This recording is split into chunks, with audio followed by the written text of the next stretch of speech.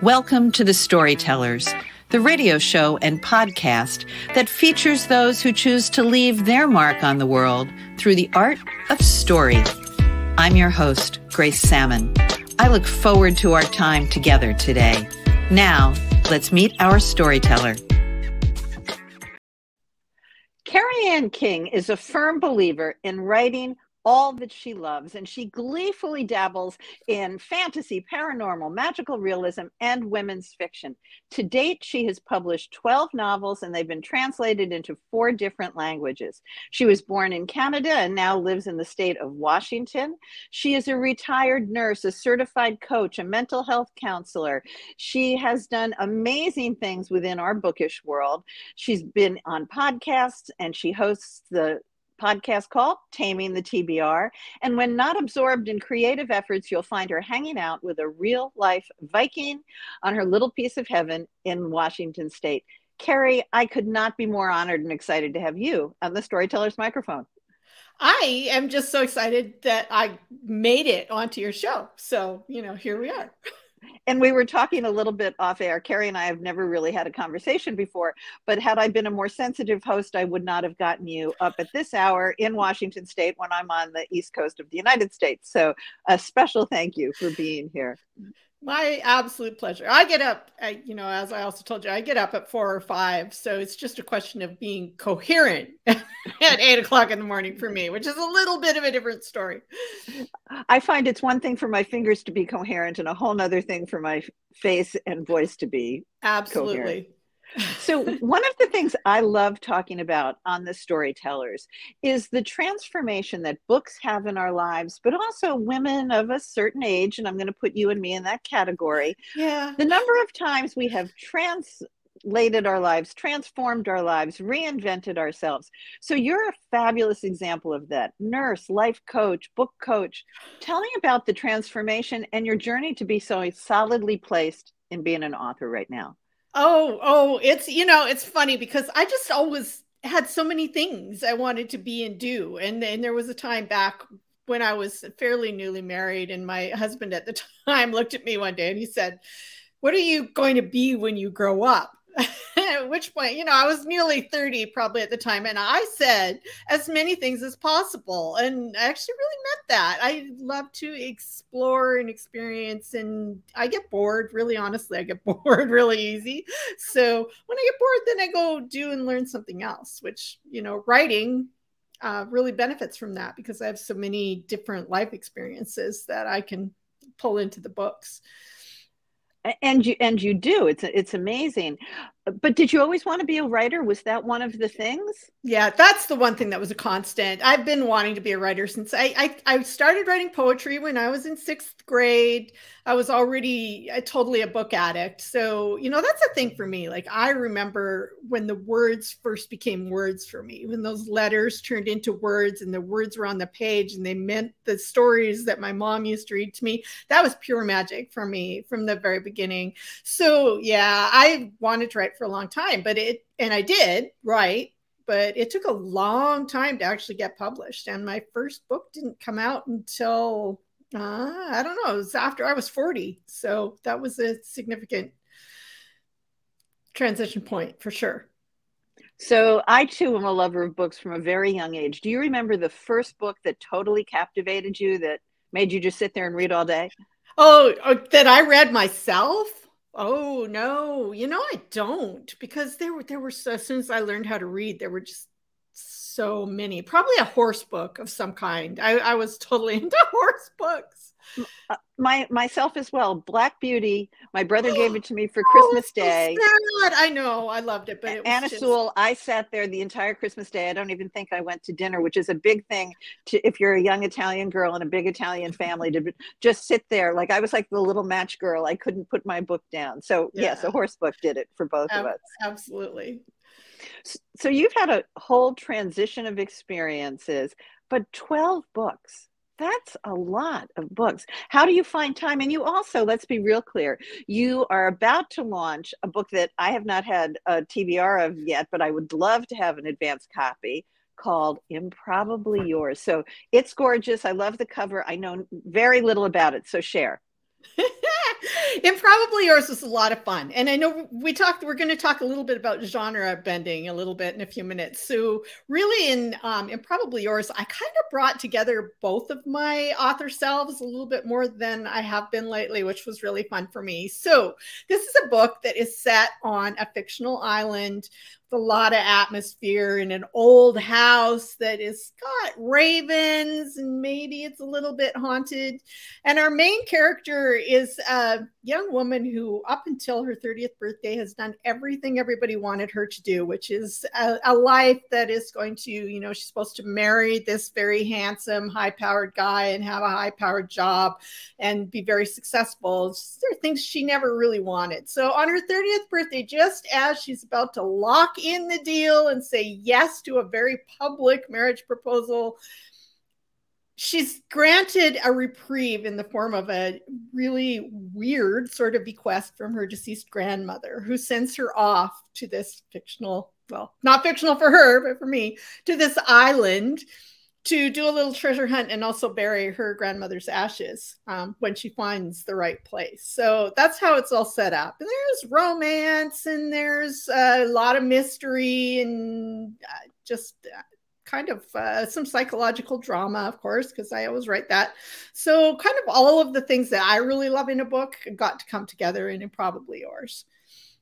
And so her life is very much life-changing, a life-changing journey, as yours has been. Absolutely.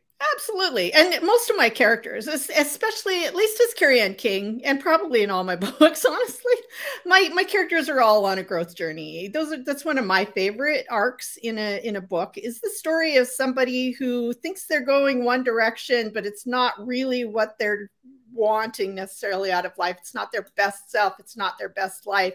And then something happens to set them on a different course, and they go off to discover who they really are and who they really want to be. And I love that aspect of your work. I try to capture some of that in mine. And that's very much women's fiction, right? Mm-hmm. That's our goal in women's fiction, to have these transformation of characters. And sometimes the journey that the character thinks they're on or is not a positive journey, and the turns we take them are good. So let's talk for a bit about genre, because you alluded to the fact that you have two author personas, at least. So let's talk about when you're Kerry Anne King and when you're Carrie Schaefer, and how those things come together and don't. Sure. So I started writing as Carrie Schaefer, and the first books that I published were in really my first love after the horse books. I love fantasy, magic, fairy tales. And so my very first books that I published was a trilogy called The Between. And it's total fantasy. It's about a woman who, again, she's on a growth journey though, because I do that. I just always do that. Who is a doctor. She wants to be very grounded in the real world, and discovers that really she is the last of the dream keepers, and it's her job to guard the doorway between dream and reality. So those were my first books that were published. And then as publishing careers go, mine kind of hit a little snag, and we weren't having a lot of traction for a while. My agent said to me, why don't you try writing women's fiction? I think you might be really good at that. And I was like, what's women's fiction? I actually said. Right. And so then I did some exploring and said, sure, I can do that. So I wrote my first women's fiction. It was called Closer Home, and that got picked up. But the condition of the publisher was that they wanted me to have a pen name, because they felt my readers would be confused by the different genres. I personally don't think readers are that easily confused, and I've been very open about both of my identities, because I have a lot of readers that will cross over and read both genres. But that's where Kerry Anne King came from, because I needed a new name to get the book published. And so there we are. I love that your website makes it simple. It's just all things Kerry, I think, is correct. I finally did that. I was maintaining two different websites for a long time. I was trying to do two different websites, different social media accounts. It's a lot of work. And also, again, I really think readers just don't need to have their hands held, and that they can figure out, because I know y'all are smart, that two different types of books can be written by the same person. So I just combined it all into one, called it All Things Kerry, and it's all there in one place now. I couldn't agree with you more. Readers are very, very smart. Very smart. And we want to attract smart readers because of the nuances of how we write.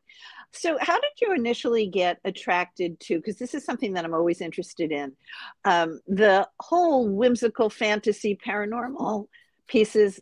Why was that your go-to? You know, I honestly don't know. It's really kind of funny because my mother, who was the person who read the books to me, taught me to read, was really a mentor in a lot of ways. She did not like anything that was fantasy at all. But I sought it out as soon as I could find it. I was into King Arthur stories and the fairy tales. And then I was actually, because of my mom and a rather strict upbringing, actually, I came late to actual fantasy. I discovered C.S. Lewis when I was 18. A friend started giving the books to me and I read them all, and immediately I was totally in. And then I discovered The Lord of the Rings, and that was it for me. I remember that really clearly. I was actually in a band, not a cool band, but a college orchestra type band, and I played the tuba, little known fact. But anyways, we were on a bus, we were going on tour, and there was a guy on the bus that was reading this this big fat book called The Fellowship of the Rings, and I thought it looked interesting, and I needed something to read because it was a bus ride, and I said, "Can I have that when you're done?" And he said yes, and I didn't surface again until I had completed the entire trilogy, and that was totally it for me. After that, I was seeking out every fantasy novel I could get my hands on. I don't know why. I love magic. I guess I shouldn't say I don't know why. In life, I'm always looking for little magical things, synchronicities, and the things that make you go, whoa, did that really happen? I love that stuff. And so I like to write it, and I love it when I can actually bring a little bit of that into my women's fiction. So it's grounded in reality, but there's this little bit of magic that gets to come in. I did that in other people's things. I've done it in probably yours as well. Yes, and Other People's Things was just, I loved the whole premise of that, where there was some delightful kleptomania. Am I allowed to say that? It's not kleptomania because she doesn't keep the things. That's true. The things declare very strongly that they're not where they're supposed to be and they want to be moved. And it's Nicole's job to move them, which gets her in a whole lot of trouble on a pretty regular basis. It does indeed. Let's talk about the world of being an author, because you and I both know that the world is far beyond the books. It is far beyond the talking about your books. And you have created a company which is such a resource to authors called Author Genie. Will you share with us about that? Yeah, I love the title because it fits what you do, and it's magical. And it's magical. Everything has to be a little bit magical. Author Genie came to me. I was looking for ways to I had quit my day job a couple of years ago because I had a book that did really well and supported me entirely for a couple of years, which was really nice. And that one is called, now I can't remember what it's called. That's really terrible. I can look up, my Viking made me put them all up on the walls. That's my cue. Whisper Me This. So I had quit my day job, and I loved having quit my day job. And then the book sales were not quite what they had been. And I started thinking I might have to go back to work. And I was like, no, I don't want to do that. What else could I do? And then I thought, I know how to do all the things that authors don't have time for, or don't want to learn how to do, or just really don't like doing. I have learned how to do all that stuff. So why couldn't I just do a bunch of those things for other authors so they can get on with their writing? So I created a business, and it took off beautifully right away for me. Called it Author Genie. My tagline is, I know what you need almost before you do. The other one is make a wish. And so that's what I do. And the upside of that is I have so much fun doing work behind the scenes with a bunch of fabulous authors. I get to collaborate with them and brainstorm and do creative stuff with them, hang out with them, know what's going on with their books before everybody else does. It's wonderful. And you're so much more than, for example, a concierge service, which is what I thought Author Genie was initially, that all the stuff I don't want to do as an author or as a radio show host, that I could say, oh, maybe Kerry Anne could do that. But you really are a coach and a cheerleader and a developmental editor. And that's where I think the real partnership between you and other authors. Yeah, I love doing that too. I love the coaching, and I sometimes this is one of my favorite things to do, is to just somebody gets stuck and I get to read to the point where they got stuck. And then we get on a call and we have a conversation. And if I can brainstorm with somebody and help them get out of that stuck place, and then they go on and finish their book, that's awesome. I love that.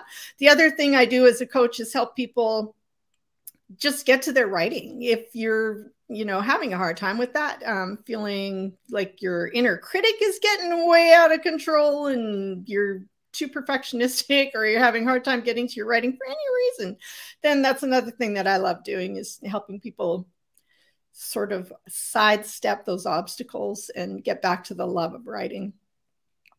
That's a huge skill to have, and that goes into so much of your other background of being a nurse and being a mental health counselor. Yeah. So it really has come together for you. It has, absolutely. And I also, again, I took a wonderful coaching class that's offered by this brilliantly creative woman named Jill Badonsky, who, that's what she does. She teaches creativity, and so I took a creativity coaching class from her, and that was absolutely brilliant. I learned so much that I can't even begin to express. I owe her a huge gratitude for all of that.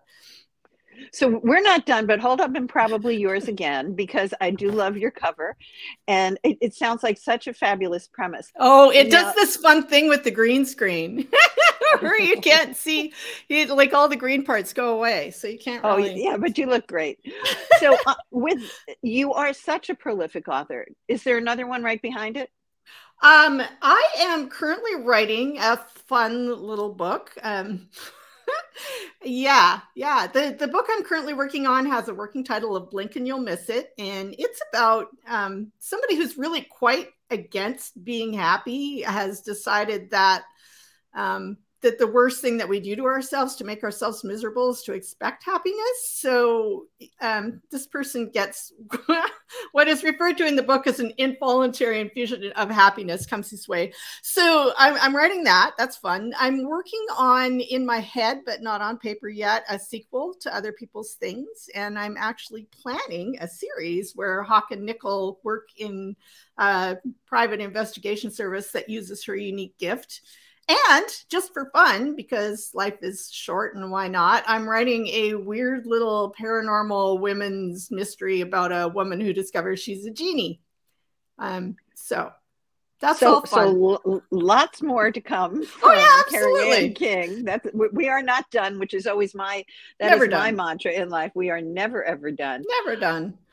So tell me about the Viking, your wonderful Viking, and tell me about the Raven. Okay, so I do have a Viking. We met through online dating, believe it or not, and we've been together for 16. We've lived here for about 16 years now, I think. So he is a Viking, and people wonder why he's Viking. He is large, can be blustery, has a very soft side, however, and is very supportive of everything that I do. So when I wrote Improbably Yours, there is a Viking in it because, well, why not? But there are Vikings on the island because there's a treasure hunt game that happens on the island that my main character goes to that involves Viking treasure, and there is a man involved too. Kind of is also a Viking. And ravens, my Viking has a raven. Well, he doesn't have it. The raven visits us when it feels like it. It's giant. We think it must be really old. Ravens live to be 30 years old or so. And so they're so big. Oh, they're so much bigger than people think they are. They are, when the really full-size ones. So every year this raven comes around and actually expects to be fed. The Viking takes food out and built a little platform for it out on the fence. It will very rarely let us see it actually come down and get the food. However, we've seen it a couple of times do that. It will fly overhead and let us know that it would like to be fed. And then we feed it and it waits till we go inside, and then it comes and grabs and flies off. So the Viking takes this to the extent that he buys, suet or whatever to make little balls for this thing. And at one year, he fed it all the chicken skin. I was really not happy because I love chicken skin, but he was pulling all the skin off the chicken and feeding it to the raven. So Well, I don't know anybody else who has a Viking. So thank you for sharing that. And Kerry, thank you for absolutely everything that you shared with us today. Your books are amazing. The one that you've got coming out, and probably yours, is going to be amazing. And thanks for being a guest on the Storyteller Microphone. Thank you so much, Grace. And thank you for providing this place for readers and writers to, talk to each other. My pleasure. This has been a copyrighted episode of The Storytellers by Grace Sammon and Authors on the Air, Global Radio Network. Thanks for being with us. That concludes this episode of The Storytellers.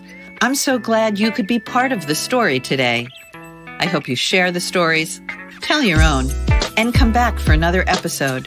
Because when our stories are told, everything changes. I'm Grace Sammon.